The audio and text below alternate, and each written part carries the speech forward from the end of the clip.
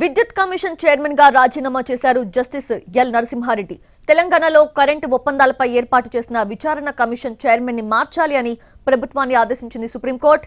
Supreme court ఆదేశాలతో commission chairman గా తప్పుకున్నట్టు చెప్పారు ఆయన. సుప్రీంకోర్టు తీర్పు చెప్పడానికి వారం ముందే తాను నివేదిక సిద్ధం చేశానన్నారు. తామెవరికీ నోటీసులు ఇవ్వలేదని, కేసీఆర్ సహా అందరికీ కేవలం లేఖలు మాత్రమే రాశామన్నారు. సుప్రీంకోర్టు తీర్పు తనకు చెంపపెట్టు అనడంలో అర్థం లేదన్నారు నరసింహారెడ్డి. ఇది ఎవరికి చెంపపెట్టో అందరికీ అర్థమవుతుంది అన్నారు ఆయన.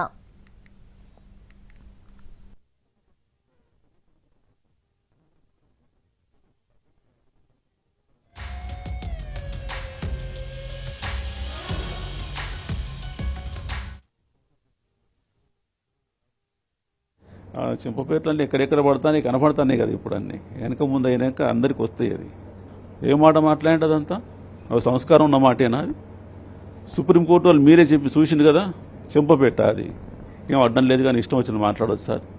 నీ సంస్కారానికి అద్దం పట్టినట్టు కాదు. ఓ పక్క ఎటువంటి అలిగేషన్స్ వస్తాయి, మన ఎందుకు వస్తుంది, ఈ జీవితం అన్నది భగవంతుడు ఇచ్చింది దేనికని చూసుకో, ఆ సంస్కారానికి వదిలిపెడతాం అంతే. అంటే సార్